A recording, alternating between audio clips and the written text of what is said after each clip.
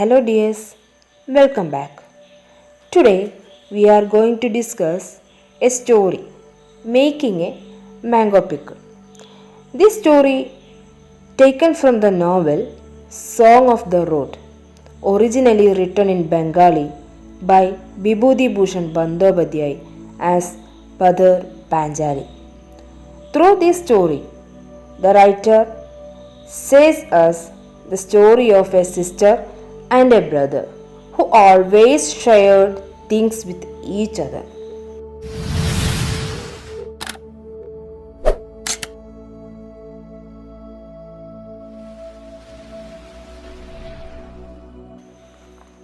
Making a mango pickle. It was 8 or 9 in the morning.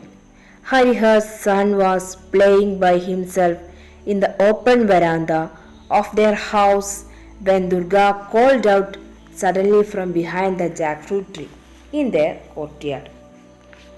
Apu, Apu! She had just made an appearance after having been away from home all morning. Durga was now about 11. She was thin and darker than Apu. Glass bangles clinging on her arms, a none too clean saree, and windswept dry hair flying anyway. That was Durga. On her finely shaped face, her eyes shone large like her brother's. "What's it?" asked Apu, jumping off the veranda in front of their house and coming up to her. Durga held a half coconut shell in her hands. She lowered it to show Abu its contents. Slices of tender green mango before the seed had hardened. Then in an undertone, "Is Ma back from the gut yet?" "No," said Abu, shaking his head. "Can you fetch me a bit of oil and some salt?" she asked him secretively. "I will pickle these." "Where did you get them from, Didi?" Abu was delighted.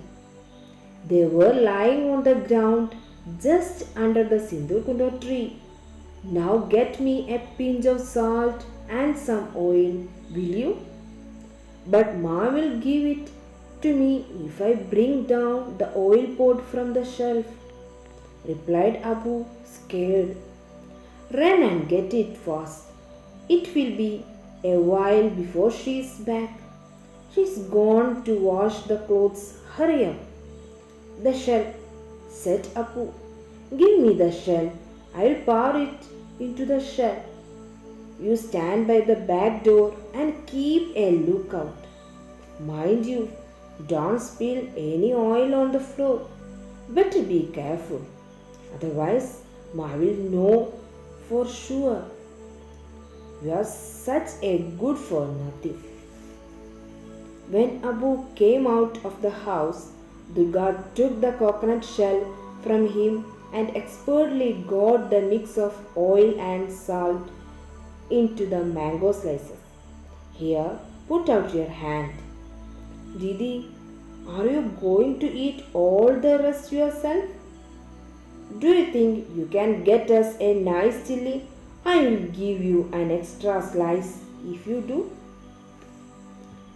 "But how shall I get to the chilies, Didi?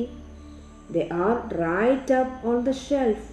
I can't even reach it." "Don't bother. I will get some more mangoes later in the day. You know that tree by the pond? There is lots and lots of budding mangoes that will fall off in the afternoon sun." The back door opened with a sharp clang and Sarboja was heard calling out, "Durga, oh Durga." "That's Ma calling. Quick, go and see what's up. Finish it up over there. No, wait, you have got grains of salt all over your mouth. Wipe them away first." Durga heard her mother call out yet again, but there was no way she could reply, for her mouth was quite full. She began furiously devouring the slices of pickled mango. When she found that she still had many left, she hid behind the trunk of the jackfruit tree and started to gobble up the rest. Apu stood beside her frantically swallowing his share, for there was no time to chew. As he ate, he smiled a guilty smile at his sister. "You little monkey," she said to her brother, "why don't you wipe your face clean? There is salt all over your face even now." Then, putting on a most innocent expression, she entered the house. "What's it, Ma?" she asked. "And where had you gone a wandering, may I know?" asked Saboja. "And where is that monkey gone?" "I'm hungry, Ma," announced Apu, appearing suddenly. "Now, hold on, let me take a breath. Oh, Durga, go and check on the calf, will you? It's been lying away."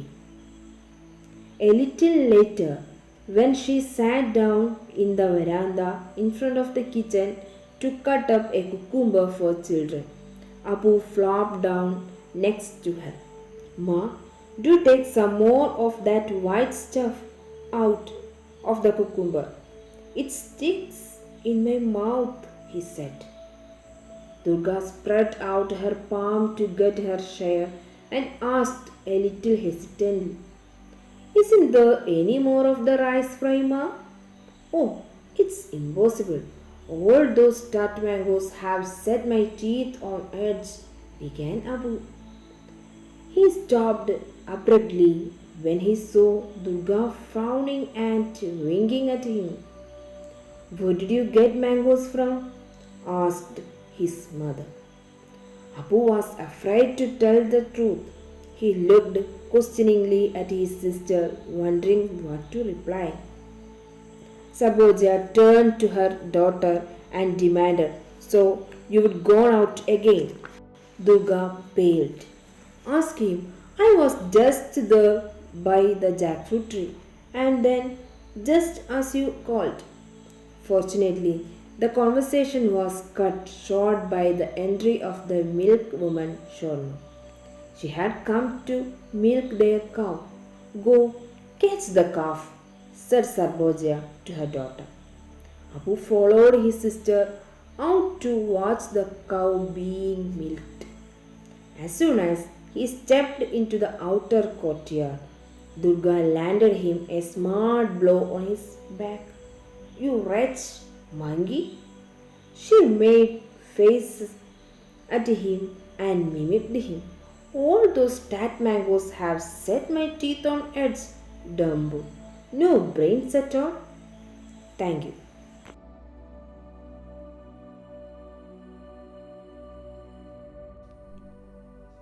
About the author, Bibhuti Bhushan Bandyopadhyay, born on 1894.